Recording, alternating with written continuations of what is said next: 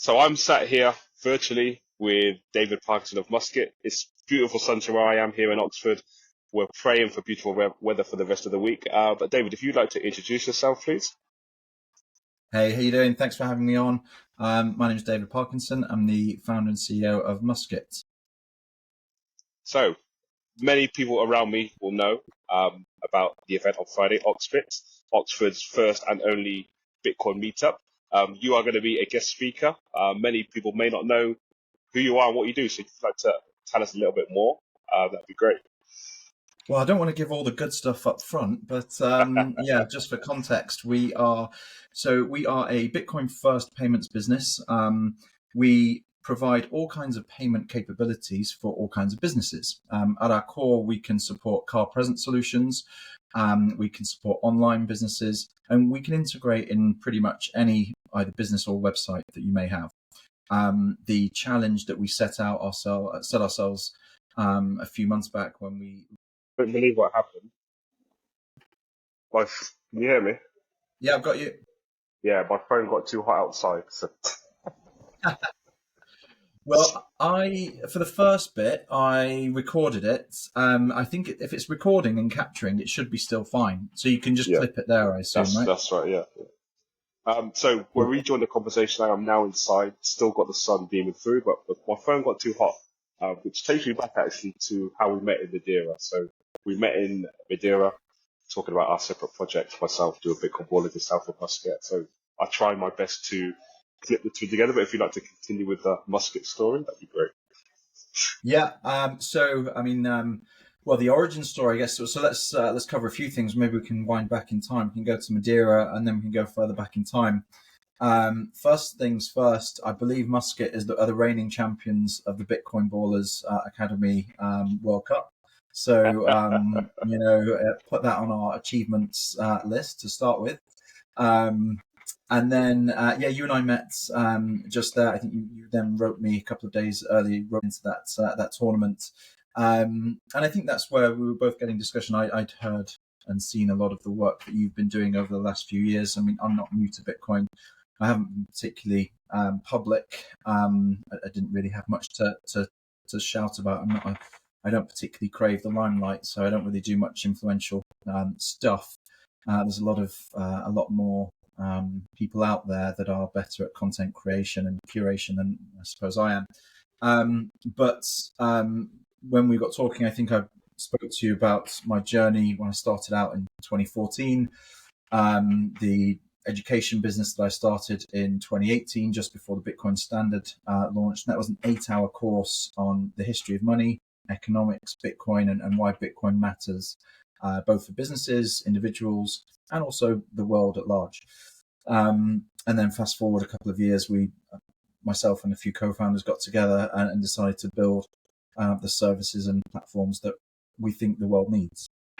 My personal story and journey started back in 2014 with Bitcoin.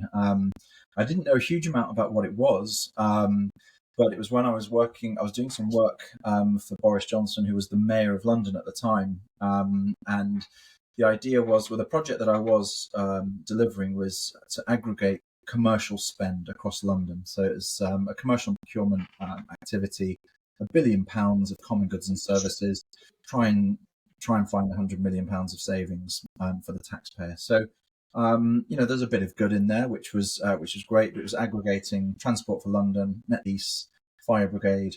It's a public project, and you could always review it on the Greater London Authority website, which then sort of went ahead. But the interesting thing that then drew me into Bitcoin is one of the special projects directors at the time suggested that it might be a good idea to mandate payments in Bitcoin. And this is for major capital infrastructure projects in London. And the idea was that if we can mandate government to pay contractors or contractors to receive payment in Bitcoin, then they could trace the payments and have true open book accounting. Now, I think what they actually really wanted was a CBDC. They wanted true full control and visibility of where that supply chain and those payments, let's say it's £100 million worth of a tunnel under the Thames or something like that, they wanted the ability, and it was actually quite a good idea. They said, we want to make sure that there's no fraud in the system. We want to make sure that we can cascade those payments, or that the contractors are paying who they said they were going to pay when we awarded them the tender. But furthermore, for the politicization, if that's even a word, of benefits and the benefits case. So, an enormous capital project in London, by mandating payment in Bitcoin, they could trace it, and then they could say, actually, of this £100 million of spend, it's not all London centric, because an engineering firm in Scotland benefited from £5 million of the work. A consultancy and another type of firm, perhaps in Wales, benefited in the Midlands. So it was about demonstrating that cascade effect. It didn't go ahead in the end. We put the proposal together, and it was just more of an idea. But I think that's where my journey started. I would just, I think the deeper and deeper I looked into Bitcoin and finally figured out how it worked, it just blew my mind. So that's. So what you've explained there. What was that? Sorry, David. I said, what you've explained there, many people wouldn't even understand that's how a decentralized network of decentralized Bitcoin would work. You mentioned about the proposal to the government. Them on the face of it wanted to have a CBDC. That's where the discussion comes about having something that is fully decentralized or controlled by one entity. And it's why we are so passionate about Bitcoin adoption in whatever way possible. So we'll do it with processing, others in sport, education, and adoption. I could probably guess in your circle, family circle, friends, and mine as well, we'll probably see it as the madman lunatic just spouting on about Bitcoin all the time, which is why I put on the Bitcoin meetup to come and ask questions. What's your take on adoption so far in the UK? Sorry, the audio is just a bit quiet. My take on, did you say adoption? Yeah, that's right, yeah. So it's an interesting one. I think, look, the stats tell you that Bitcoin adoption is growing, that usage is growing, network usage is growing. So, we seem to be hitting all-time highs all the time. That's to be expected. I think the sad reality of the situation in the UK is that, we've stated publicly, or I say we, the government has stated publicly that we're a very friendly nation towards the broader digital asset space, because and again, it's frustrating that the government does not differentiate particularly between Bitcoin and other assets, and I think that in itself is a challenge that we need to address. And there's plenty of people doing some good work in that space. Bitcoin Policy UK, I think, are probably the best entity right now that we have in the UK fighting that fight in the halls of government and at Parliament. Shout out to Freddie New there for doing the tireless work that he does. I don't know how he finds the time to write all of the detailed threads and rebuttals that he does. But it's only through that constant pressure and reiteration of the value and importance of Bitcoin that we're going to get that greater acceptance. And to an extent, I think we can't wait for that. We cannot wait for regulators to give us the green light to proceed here. It's currently defined as an unregulated asset, and if you don't deal with the exchange in and out of Bitcoin to GBP, then you can use it in trade as a payment method. So I think let's move on without them, and let's force that change, and let's bring it to a fore, and let's have those discussions in Parliament, and really make sure that there is a broad-based acceptance of ideally just Bitcoin, but a broader digital assets acceptance would be valuable for the UK in general. I just think we need to be very clear that the difference between Bitcoin and everything else is enormous. Yeah. So without giving too much away, what can people expect on Friday when they meet you and when they visit OxBit at the White Rabbit Pub in Oxford? Yeah, look, it depends how many people we get. If it's 10 people, then it's a nice, cozy environment. Could get a couple of hundred, so let's see. I'm going to be coming along with a couple of others. So one of the founders of Border Wallets, which is a fantastic way of storing and memorizing your seed phrase within under a minute, is going to be there and also giving a short talk. I'll give an overview of what Musqet is and how we can help. My chairman Adrian, who's been in the payments business for about 30 plus years, is also going to be there. So, the idea from our perspective is to meet the local Bitcoiners.